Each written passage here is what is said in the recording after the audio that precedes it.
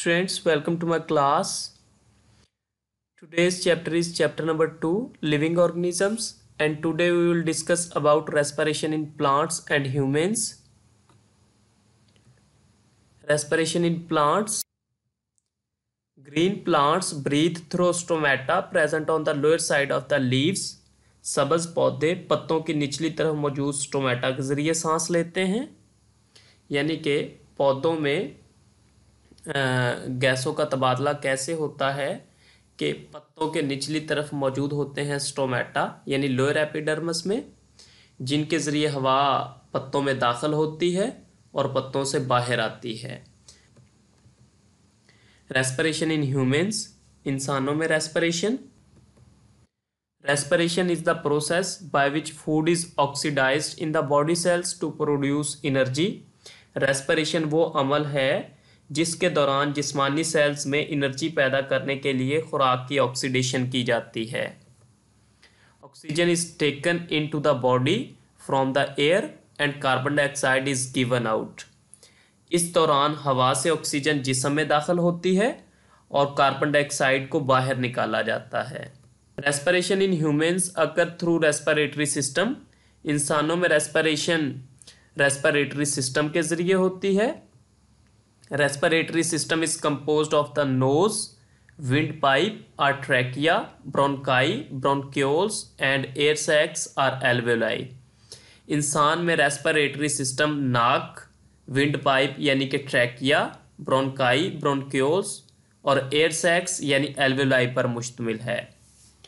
तो स्टूडेंट्स, हमने बात की कि इंसानों में रेस्पिरेशन किसके ज़रिए होती है, रेस्पिरेटरी सिस्टम के ज़रिए। रेस्पिरेटरी सिस्टम मुश्तमिल है नाक पर, विंड पाइप जिसे हम ट्रैकिया भी कहते हैं यानी हवा वाली नाली, ब्रोंकाई हवा वाली नाली यानी ट्रैकिया जब तकसीम होती है तो ये दो छोटी नालियां बना देती हैं जो अपनी तरफ वाले फेफड़ों में दाखिल होती हैं, जिन्हें हम ब्रोंकाई कहते हैं।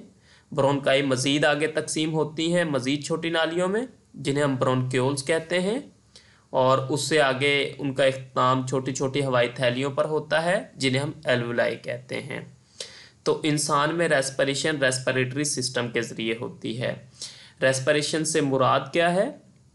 रेस्पिरेशन से मुराद वो अमल है जिसके दौरान जिस्मानी सेल्स में एनर्जी पैदा करने के लिए खुराक की ऑक्सीडेशन की जाती है और इस दौरान हवा से ऑक्सीजन जिस्म में दाखिल होती है और जिस्म से कार्बन डाइऑक्साइड को बाहर निकाला जाता है।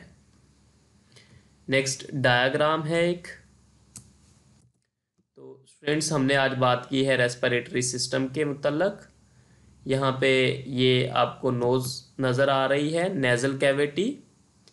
नेज़ल कैविटी जिन दो सुराखों के ज़रिए बाहर खुलती है उन्हें हम कहते हैं नॉस्ट्रिल्स। इसके बाद आगे हमने बात की है कि नेज़ल कैविटी आगे जाके खुलती है ट्रैकिया यानी विंड पाइप में, हवा वाली नाली है। हवा वाली नाली आगे जाके मज़ीद दो छोटी नालियों में तकसीम हो जाती है जिन्हें हम ब्रोंकाई कहते हैं। ब्रोंकाई मज़ीद आगे जाके छोटी नालियों में तकसीम हो जाते हैं जिन्हें हम ब्रोंक्योल्स कहते हैं, और ब्रोंकाई का इख्तिताम छोटी छोटी हवाई थैलियों में होता है जिन्हें हम एल्वुलाई कहते हैं। स्टूडेंट्स, ये था आज का हमारा टॉपिक। आज के टॉपिक से रिलेटेड क्वेश्चंस। एक ही क्वेश्चन है, डिफाइन रेस्पिरेशन। रेस्पिरेशन की तारीफ करें। तो रेस्पिरेशन वो अमल है जिसके दौरान जिस्मानी सेल्स में एनर्जी पैदा करने के लिए खुराक की ऑक्सीडेशन की जाती है। इस दौरान हवा से ऑक्सीजन जिस्म में दाखिल होती है और जिस्म से कार्बन डाइऑक्साइड को बाहर निकाला जाता है। आपकी बुक जहां से आपने इस टॉपिक को प्रिपेयर करना है। आज हमने पढ़ा है रेस्पिरेशन इन प्लांट्स के पौधों में रेस्पिरेशन कैसे होती है। फिर हमने बात की respiration in humans. Thank you students.